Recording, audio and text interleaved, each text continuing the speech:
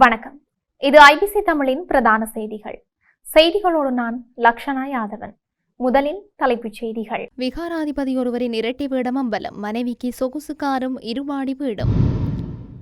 மொட்டுவால் தெரிவு செய்யப்பட்ட 8வது ஜனாதிபதி ரணில் கோவ் யூகே அறிக்கையால் சிக்கினார்.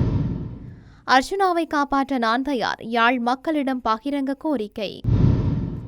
யாழில் காலாவதியான பொருட்களை விற்பனைக்கு வைத்திருந்த வர்த்தக நிலையம் நீதிமன்றின் அதிரடி உத்தரவு.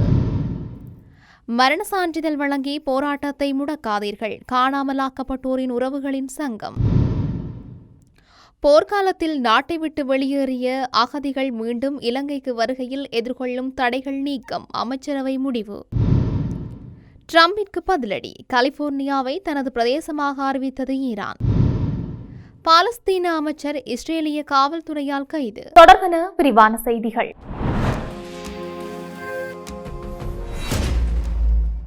கொழும்பு குருநாகல் பிரதான வீதிக்கு அருகில் உள்ள பழமையான விகாரையொன்றின் விகாராதிபதி தேரர் திருமணம் செய்து கொண்டு இரட்டை வழக்கை நடத்தி வந்ததாக தெரிவிக்கப்பட்டுள்ளது.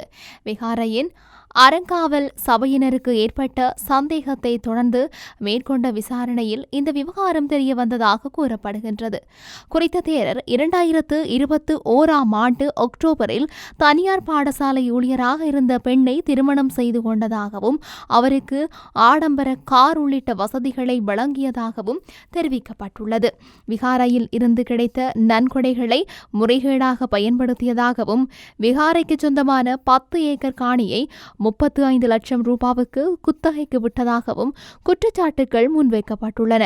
இந்த தகவல்கள் வெளிவந்த பின்னர் 4 லட்சம் ரூபாய் பெறுமதியான பொருட்களுடன் தேரர் தலைமறைவாகியுள்ளதாக அறங்காவல் சபையினர் தெரிவித்துள்ளனர். முன்னாள் ஜனாதிபதி ரணில் விக்ரமசிங்க தனது பிரித்தானிய விஜயத்துக்காக அரச நிதியை தவறாக பயன்படுத்தியதாக முன்வைக்கப்பட்ட குற்றச்சாட்டு தொடர்பான விவகாரம் மீண்டும் சூடுபிடித்துள்ளது.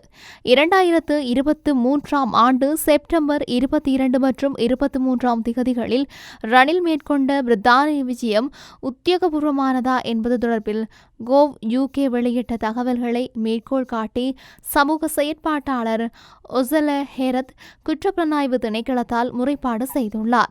ரணில் மற்றும் அவரது முன்னாள் செயலாளர் சமன் ஏகநாயக்க ஆகியோருக்கு எதிரான வழக்கு தொடர்பான விசாரணைகள் நிறைவடைந்து கோப்புகள் சட்டமாதிபர் திணைக்களத்துக்கு அனுப்பப்பட்டுள்ளதாக தெரிவிக்கப்படுகின்றது. எனினும் வழக்கு நடவடிக்கைகள் தாமதப்படுத்தப்படுவதாக பல்வேறு தரப்பினர் குற்றம் சாட்டியுள்ளனர். இதனை விசாரிக்க 3 அடங்கிய நீதிபதிகள் குழுவை நியமிக்க வேண்டும் என்ற கோரிக்கையும் முன்வைக்கப்பட்டுள்ளது. நாடாளுமன்ற உறுப்பினர் அர்ஜுனா எங்களுடைய பிள்ளை, அவருக்கு பைத்தியம் பிடித்திருக்கின்றது, அவரை என்னிடம் அழைத்து வாருங்கள், சரி செய்கின்றேன் என்று யாழ்ப்பாண மக்களிடம் ஈரோஸ் கட்சி தலைவர் ரா பிரபாகரன் வேண்டுகோள் விடுத்துள்ளார். மட்டக்களப்பில் 18 திகதி இடம்பெற்ற ஊடக மாநாட்டில் கலந்து கொண்டு கருத்து தெரிவிக்கும் போதே அவர் மேற்கொண்டவாறு குறிப்பிட்டுள்ளார்.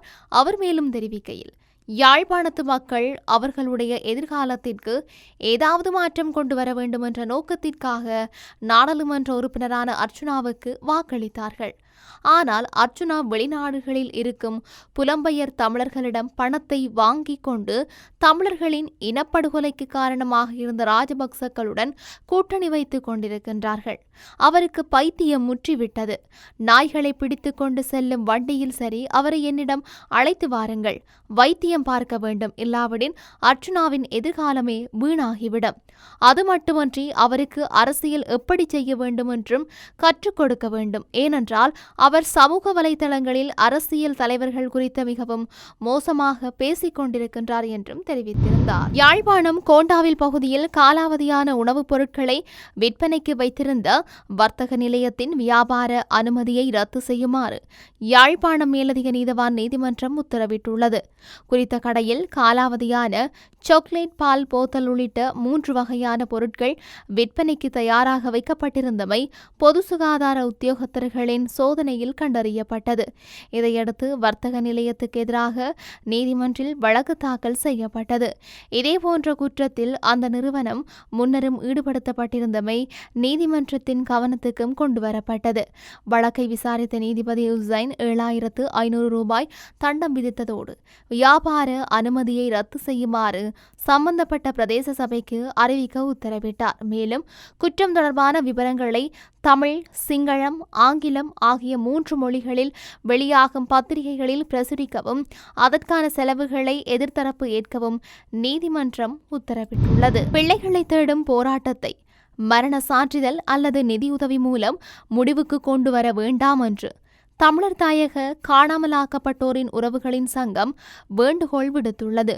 இது தொடர்பாக வவுனியாவில் 18ஆம் தேதி இடம்பெற்ற ஊடகவியலாளர் சந்திப்பில் வைத்து கருத்து தெரிவிக்கும் போதே இந்த விடயத்தை தெரிவித்துள்ளனர்.